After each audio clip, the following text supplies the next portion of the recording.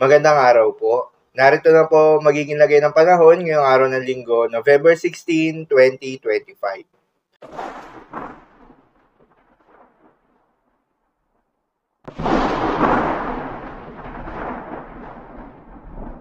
Sa kasalukuyan na tayo sa pag-asa, patuloy na umiiral itong Intertropical Convergence Zone o ITCZ o yung banggaan ng hangin mula Northern at Southern Hemisphere at nakakaapekto sa Palawan, Visayas at Mindanao. Dahil dito ay asahan yung maulap na kalangitan na may kalat-kalat ng mga pagulan at thunderstorms.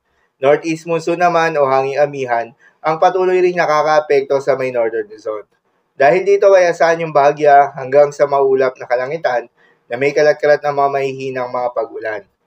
Shilay naman o yung banggaan ng malamig at mainit na hangin ang nakakaapekto naman sa may Central Luzon. Dahil dito ay asahan yung bahagya hanggang sa maulap na kalangitan na may kalat-kalat ng mga pagulan at thunderstorms. Habang sa nilalabing bahagi pa ng ating bansa kasama ng Metro Manila, ay asahan naman yung bahagya maulap hanggang sa maulap na kalangitan na may kalat-kalat ng mga pagulan o thunderstorms na dulot ng mga localized thunderstorms. Magandang balita naman dahil ayon sa pag-asa ay wala pa rin tayong binabantayan na low pressure area o bagyo sa loob o malapit sa Philippine Area of Responsibility na maring makaapekto sa ating bansa within the next 3 days.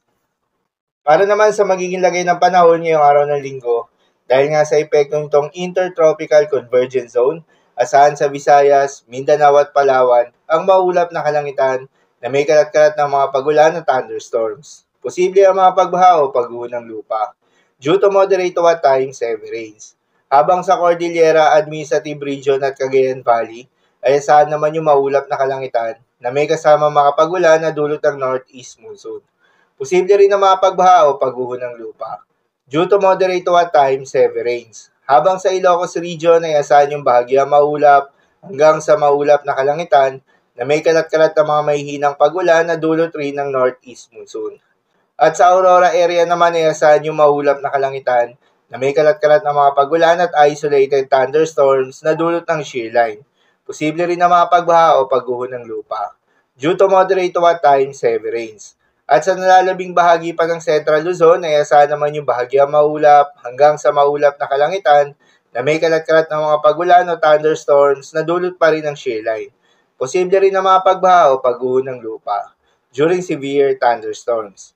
Habang sa Metro Manila at nalalabing bahagi pa ng Luzon, ay asahan naman yung bahagya maulap hanggang sa maulap na kalangitan na may kalat-kalat na mga pagulan o thunderstorms na dulot ng mga localized thunderstorms.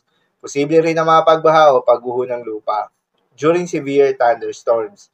Madalas, nabobo ang mga thunderstorms na ito tuwing hapon o gabi na nagtatagal ng 1 hanggang 2 oras. Kaya naman, ingat sa mga posibleng banta ng pagbaha at pagguho ng lupa, lalong-lalo na sa mga lugar na inuulan na noong mga nakaraang araw pa. Para naman sa magiging lagay ng mga dagat baybayin, ayon sa pag-asa ay wala tayong nakataas na gale warning sa anumang seaboards ng ating bansa. Kaya naman malayang makakapamalaot yung mga kababayan nating mangingisda. At yung may mga maliliit na sasakyan pandagat, subalit iba yung pag-iingat pa rin dahil inaasahan yung katamtaman hanggang sa malo na karagatan, particular na sa may northern seaboards ng Luzon. Habang sa nilalabing seaboards ng ating bansa ay asahan naman yung banayad hanggang sa katamtaman ng mga pag-alon. So yun naman po para sa lagay ng panahon ngayong araw ng Linggo. Keep safe everyone.